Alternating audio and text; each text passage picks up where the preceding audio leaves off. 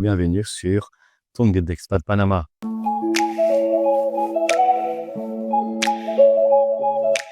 Sur cet épisode, on va parler sur la société anonyme au Panama. À quoi elle sert? Pourquoi ouvrir une société anonyme au Panama? Que veut dire le mot anonyme dans la société? Est-ce différent d'une corporation?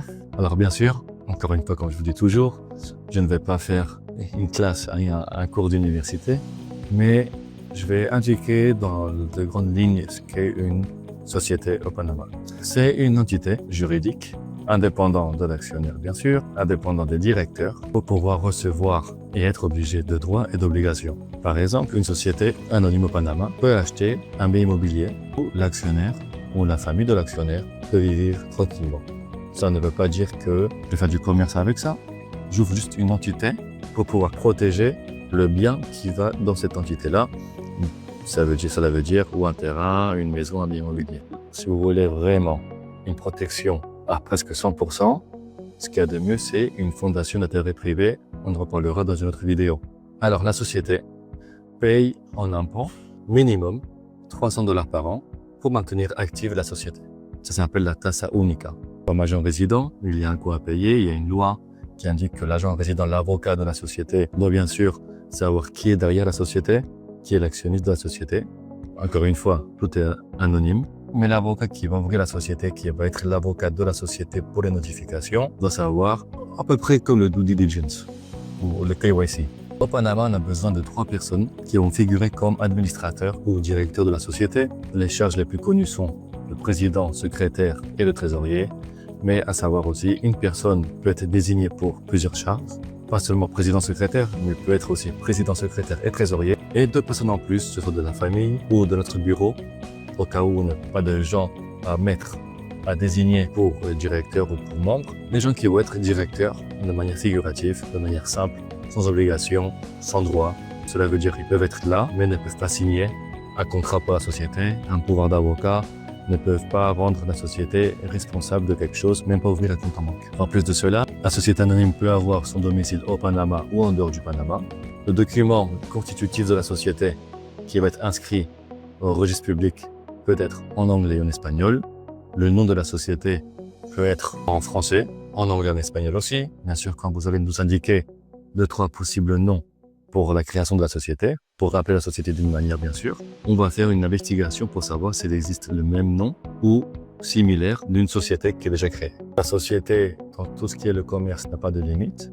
Comme j'ai bien dit avant, la société peut acheter un bien immobilier, même pas pour le commerce, mais la société aussi peut acheter des biens immobiliers pour pouvoir les louer ou les revendre. La société peut réaliser tout type de commerce, qui n'est pas bien sûr limité comme pour être psychologue ou docteur. Ça s'appelle une société civile pour cela. Mais la société anonyme peut réaliser de l'import-export, peut réaliser du service commercial comme du coaching. Aujourd'hui, ça devient de plus en plus populaire. Être coach pourrait aider les gens à réaliser leurs goals, leurs motivations, leurs objectifs. La société peut faire de l'import-export. La société peut être établie dans une zone franche au Panama. Il y a plusieurs zones franches au Panama, libres d'impôts.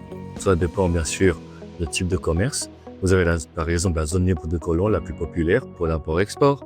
Vous avez celle de Ciudad del Saber à Clayton, qui est pour la partie IT, la partie technologie, où il y a plusieurs bénéfices fiscaux.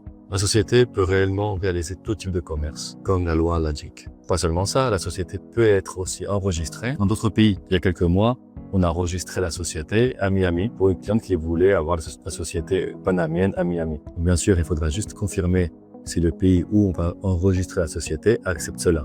Mais en Floride, on l'a fait tranquillement. Alors voilà ici des petites informations par rapport à la société anonyme au Panama. La société peut avoir plusieurs comptes en banque. La société indiquée dans le document constitutif de la société tout type d'activité commerciale que peut réaliser la société.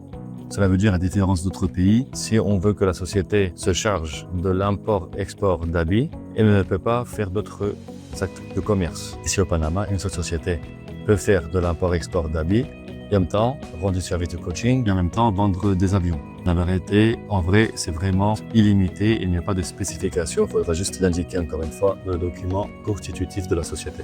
Comme dernier petit point important, si vous êtes plusieurs propriétaires de la société, savoir quel type de conditions et de clauses vous voulez avoir entre vous-même, l'agreement.